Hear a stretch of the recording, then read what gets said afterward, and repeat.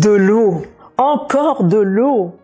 Après tous ces problèmes d'inondation et de destruction créés par l'eau ces derniers temps, on ne peut pas s'empêcher de penser à cette eau qui peut parfois détruire, mais dont on ne peut pas se passer pour vivre. Mais avant cela, pour recevoir le guide de conseil gratuitement, je vous invite à cliquer sur le lien qui se trouve dans la description. L'eau constitue 65% du poids de notre corps. En termes de proportion, l'eau constitue 99% de nos molécules. Elle permet notre existence. Je vous en parle juste après ça.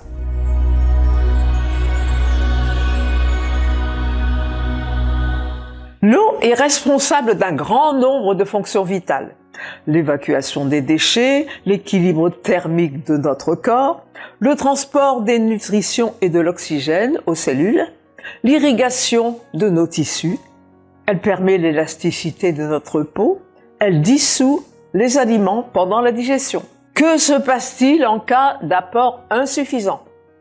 Sans eau, l'homme meurt au bout de quelques jours. Un apport insuffisant entraîne un dysfonctionnement de nombreux organes comme les muscles et le cerveau. Les performances physiques, intellectuelles, cognitives sont atteintes avec la diminution de la mémoire et de la concentration. Boire de l'eau, mais de la bonne, malheureusement, elle est souvent trop polluée. Elle transite par les sols, l'air et les végétaux.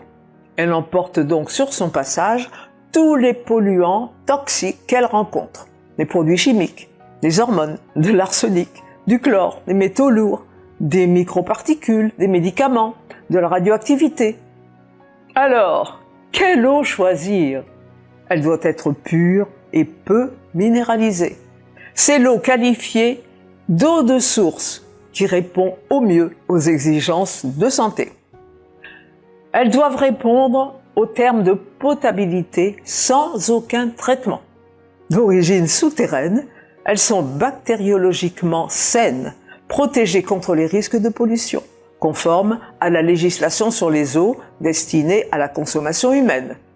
Les eaux minérales naturelles doivent faire l'objet d'études pharmacologiques et médicales pour bénéficier d'une indication thérapeutique, ce qui les distingue des eaux de source.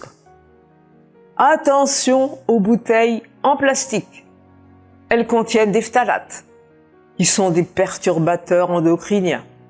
Des effets délétères de ces molécules se comportent comme des hormones.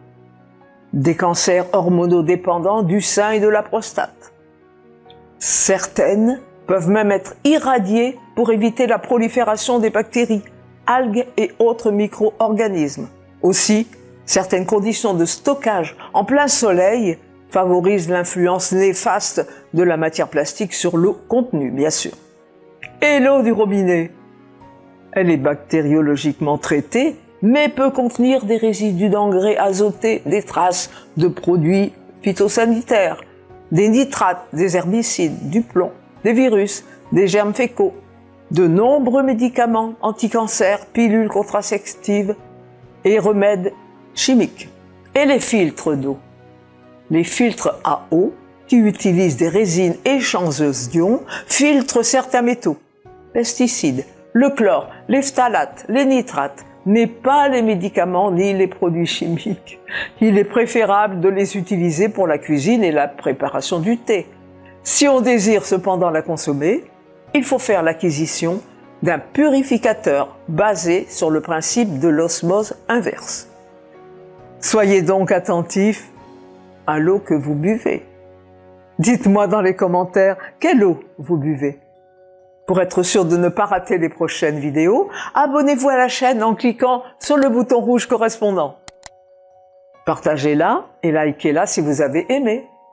Au revoir et à bientôt.